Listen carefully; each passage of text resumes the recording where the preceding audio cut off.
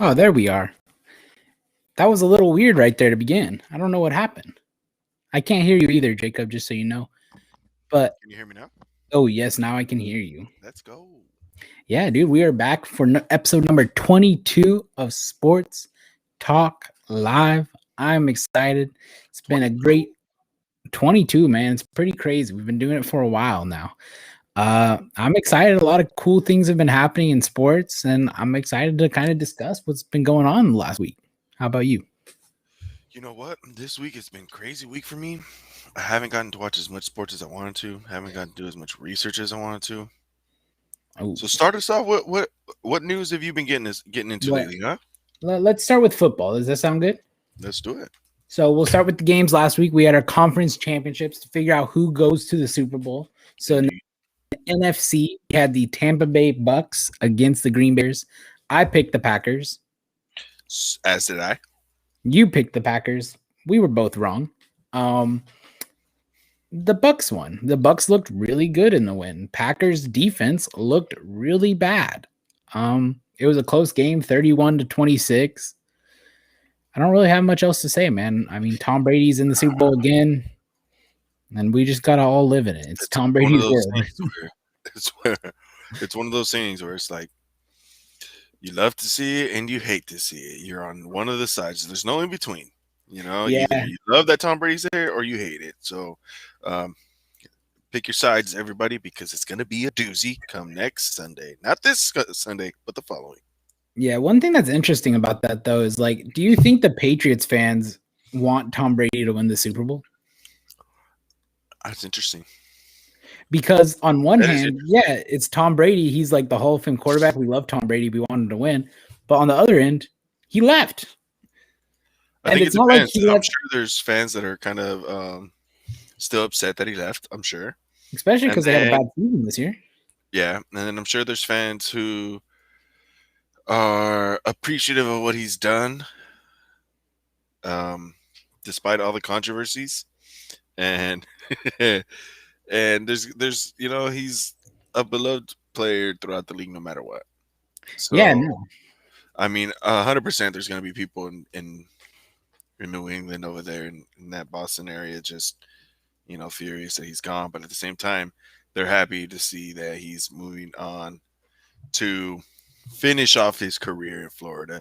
From as we heard from Mr. Johnson, Pepper Johnson, when he came on, him going to Tampa Bay was kind of like his parting gift. Mhm. His saying like, "All right, your work here is done," kind of a thing. Yeah. I mean, it was interesting. We're gonna see what happens. The weird part about this Super Bowl is, as a Raider fan, this is the second year in a row where I don't want either team to win.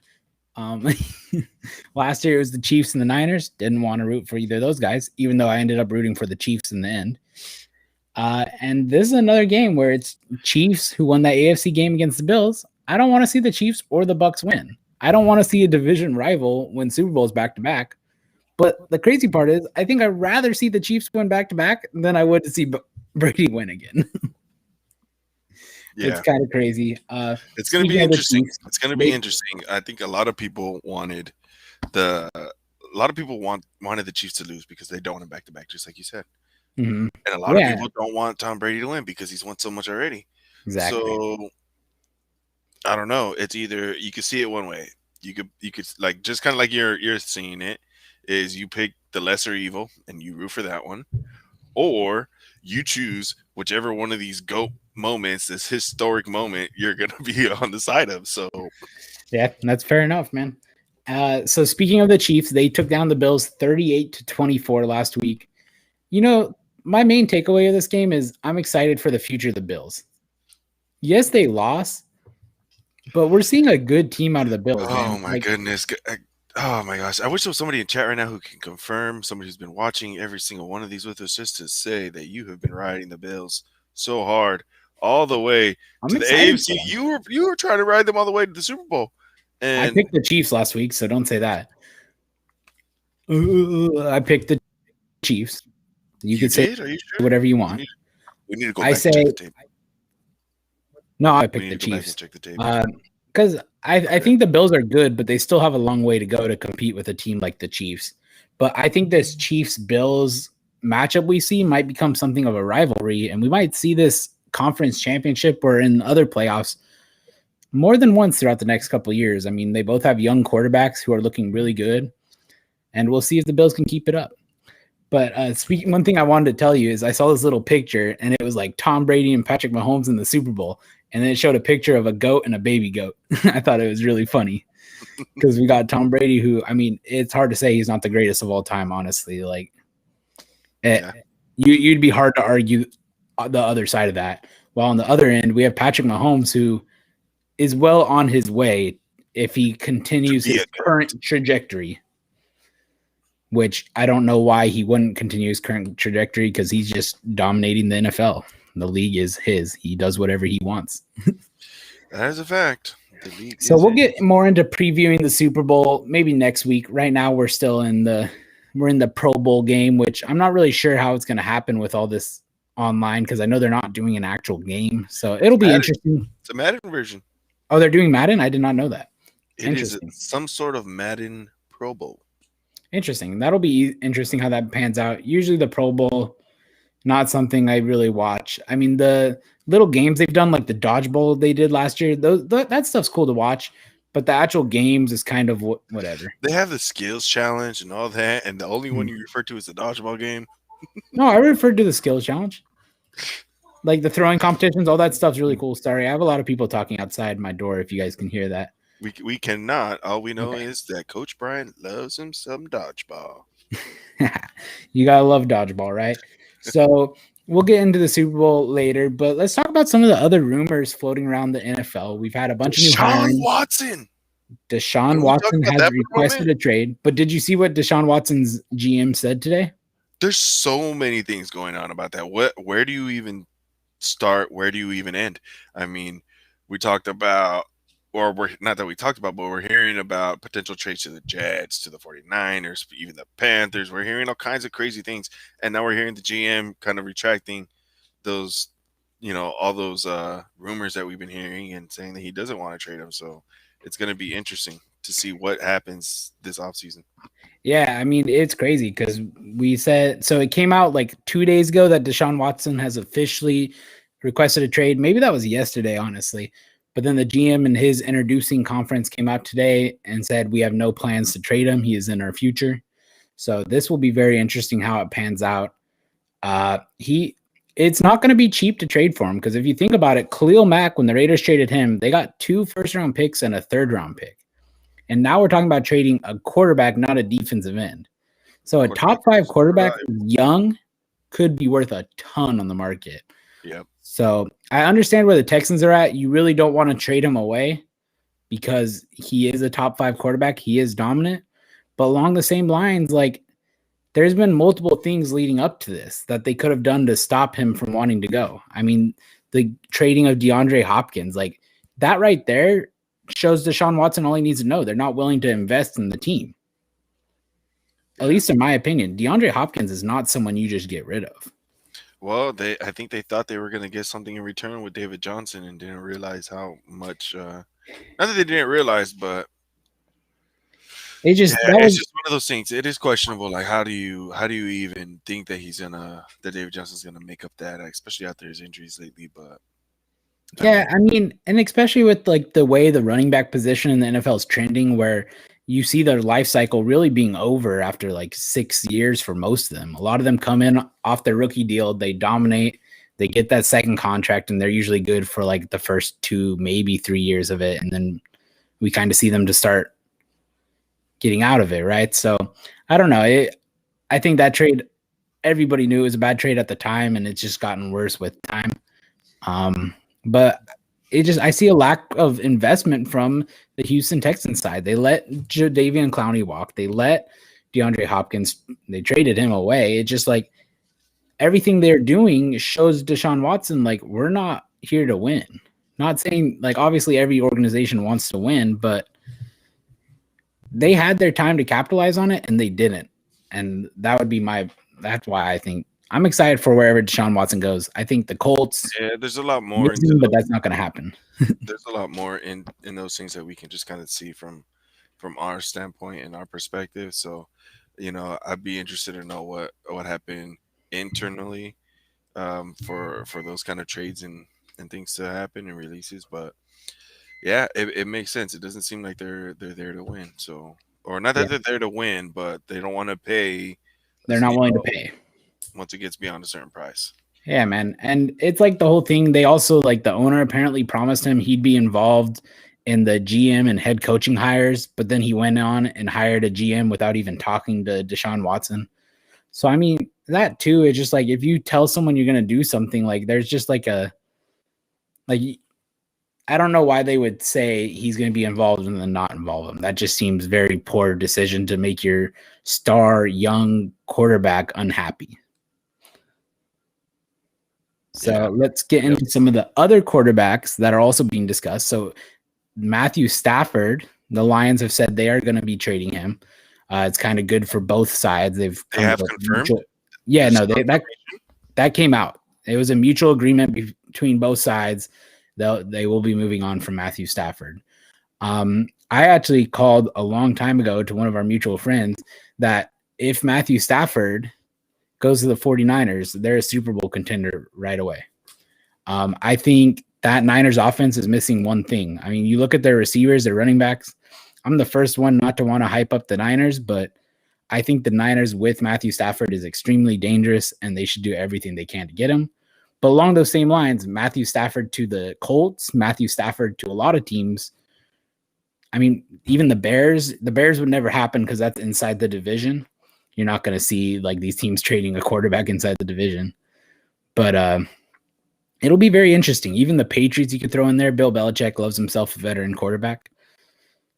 We saw that this year with Cam Newton. So I think you're frozen on my screen. You there? Okay, you're back. So it's just kind of crazy. I don't know. What do you think about this whole Matthew Stafford stuff? He's good, but does it automatically make them a Super Bowl contender? I don't know about that. Good. I Ah, mean, but yeah, he's a veteran. I think you're hyping up Matthew Stafford a little much there, but I think it's more than that. It's more than that for the Niners to get back to the Super Bowl team. so I know that they were very injured and there was a lot going on with them before, but they got to get back on track and offensively, even still, like they have some good weapons that they need to develop a little more, and they have potential. They have potential to make a playoff push for sure. And I think with Stafford, yeah, they can make a playoff push. But saying that they're Super Bowl, I think that all depends on their defense. In all honesty, no, if their I defense totally is back to the level it was, then we can say that. Not just solely the fact about Stafford. I totally understand what you're saying, and I agree. The defense obviously has to show up, and I don't think the defense will be back to the same level it was in their Super Bowl in the year next year. I mean, they've lost a key player or two. They're probably going to lose Richard Sherman this offseason because they don't have the money to pay him.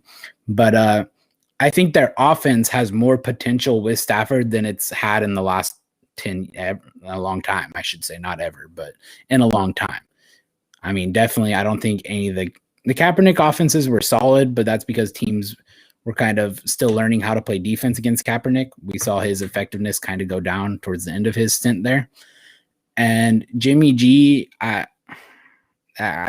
not a fan of Jimmy G's play style. I don't really think he is. I think he got a little overhyped when they traded for him and he got this big contract, and now they're kind of just there with him. So I don't know. I think Matthew Stafford makes the Niners elite team right away. That is my opinion on it. And let's move on to the next quarterback where there's some nobody really knows what's going to go on, but Aaron Rodgers, there's some rumors floating around out there that he may be wanting to get out of Green Bay. So what's your like gut reaction when you hear that?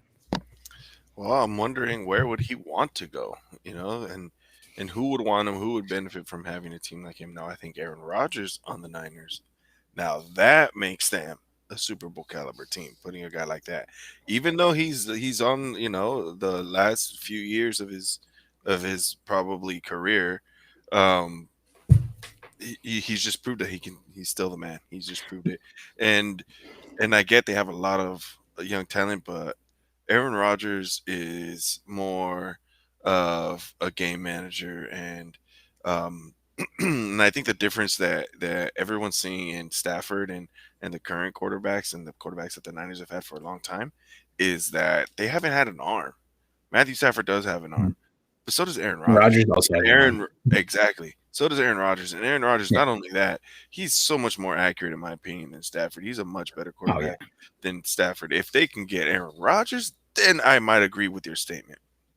So I fully agree with you. Aaron Rodgers is 100% a better quarterback than Stafford. I mean, if someone's arguing that, I don't know why. But I don't know why you called Aaron Rodgers a game manager either. I would say he's far from a game manager. I honestly don't really like the term game manager at all when describing a quarterback. I don't think you know what that means. No, I understand what game manager means, but I just think the description of game manager, like I was talking to someone earlier today and they called Matthew Stafford a game manager. And I was just like, what? Like, everyone likes to throw these game manager words out when talking about quarterbacks. And I don't think it's a good word to describe a quarterback. But I totally agree with you. Like, Aaron Rodgers is better than Matthew Stafford. I mean, their history has shown that. He's been on better teams, but still, regardless, like, Aaron Rodgers is just more athletic and more accurate, like you mentioned. My concern, though, is he's also more expensive than Matthew Stafford, and the Niners are a little tight on money.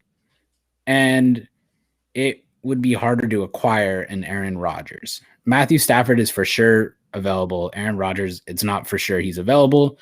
And it's going to cost a lot more assets to get him, which I don't think the Niners may be willing to give up. I can't wait till the day that Stafford does end up on the Niners so we can make another water bet.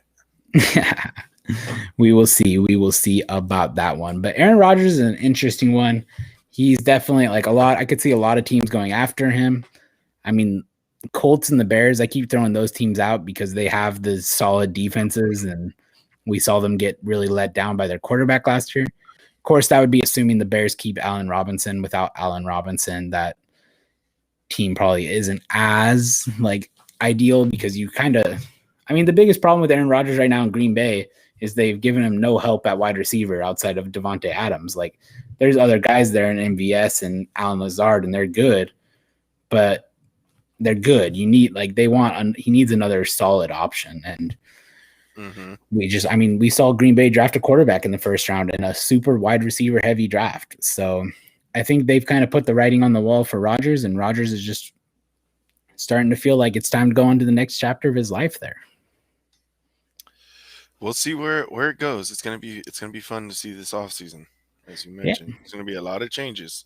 So let's hop into some basketball talk, which I'll just dub our Warriors talk because we're both biased, and I follow the Warriors. I'll admit I'm not the best at following basketball as a sport. I'm kind of just stuck on one team. But did you see the play against the Timberwolves, the second game against the Timberwolves, when Wiseman went up, blocked the ball, ran the court, Draymond passed it to him, and he like took 2 steps and dunked? Yep.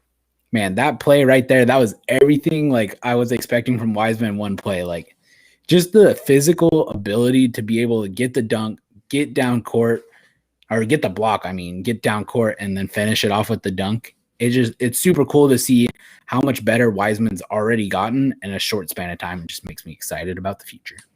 Yep, and it's good to see that our Warriors we're in the positive win percentage column, even though we did take a loss the other night. Loss last night. Yeah, bad loss.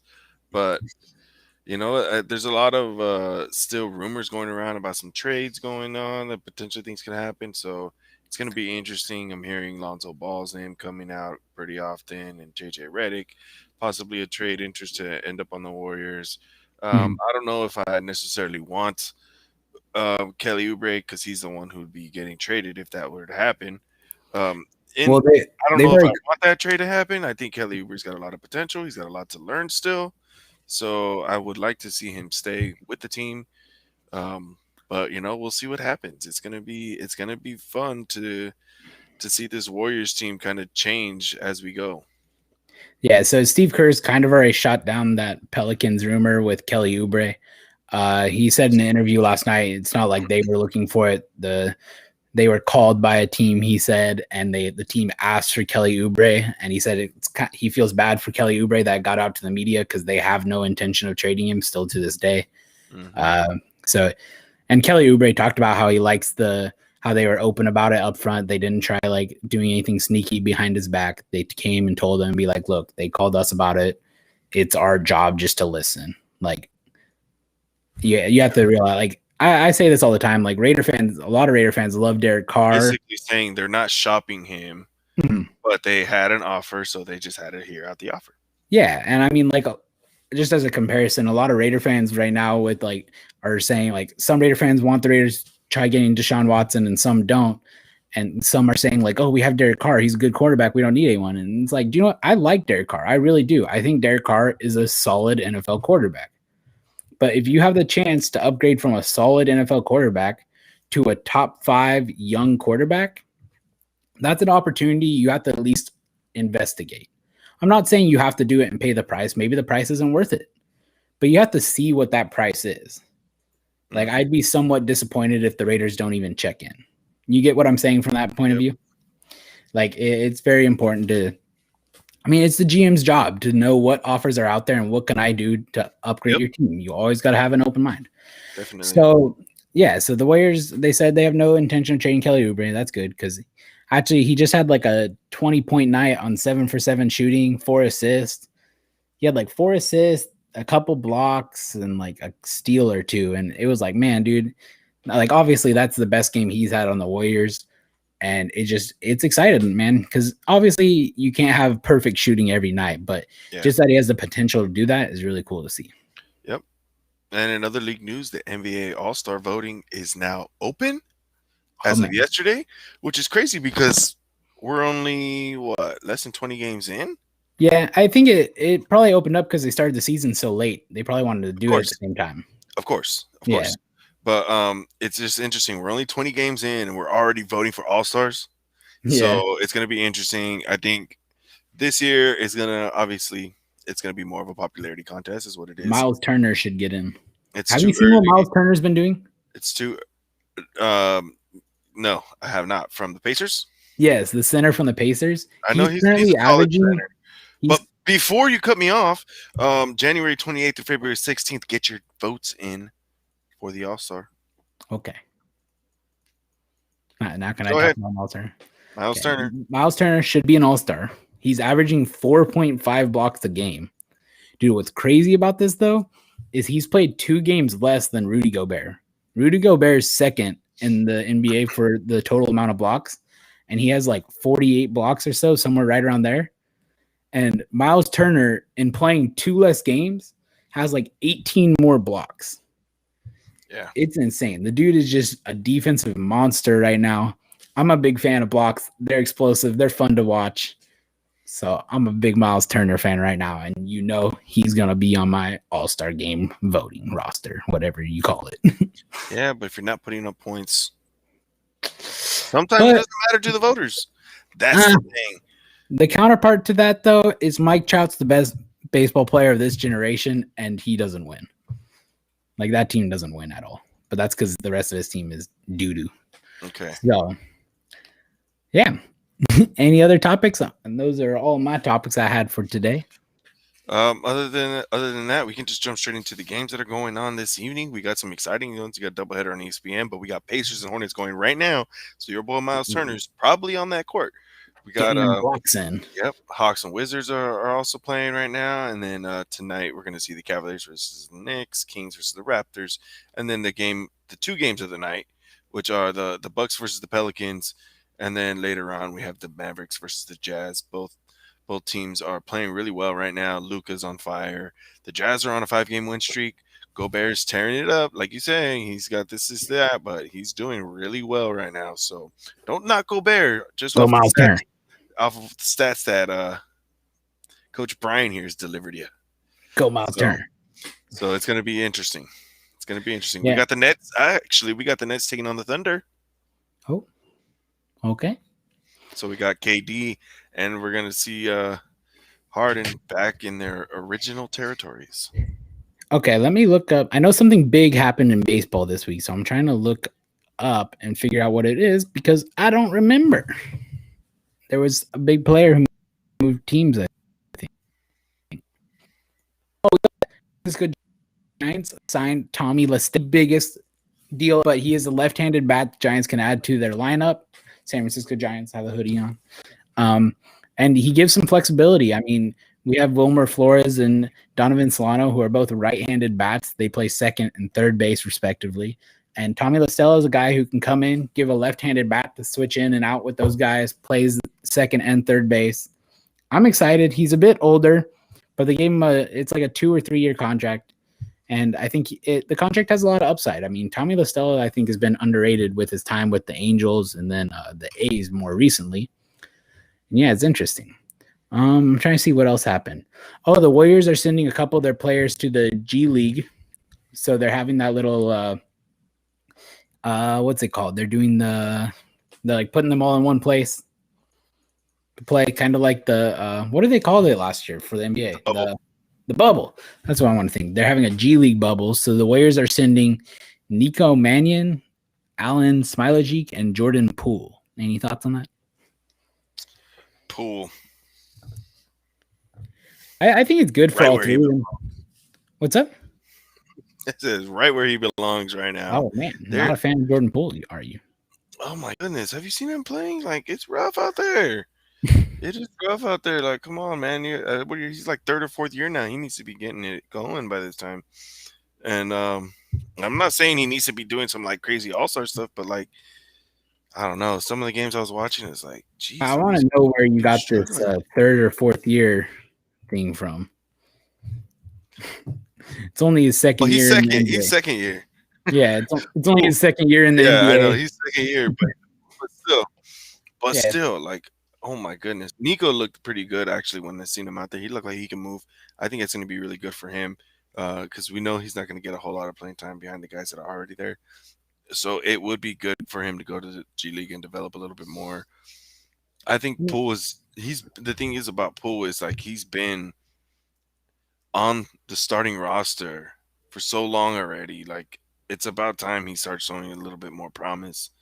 You know, like not on the starting lineup, but I'm talking about like on the actual roster with the main unit, the main guys. You know what I mean? Like, I don't know. There were flashes. There were flashes like, oh wow, he's starting to get it, and then it's like, maybe not. Yeah, I mean, he's definitely had his struggles this year, but most young players do. Very few young players don't have struggles. So, I mean, it's exciting. It gives them more time to develop and learn the game out there. Same with Nico Mannion. I think he made a quote talking about it where he's like, yeah, like I'm excited for the opportunity. I finally get to play. Like, not that they don't like being on the Warriors, but they're not playing. And at the end of the day, they're all athletes and they want to compete. I mean, I wouldn't have any fun myself if I was playing on a team and just on the bench every day.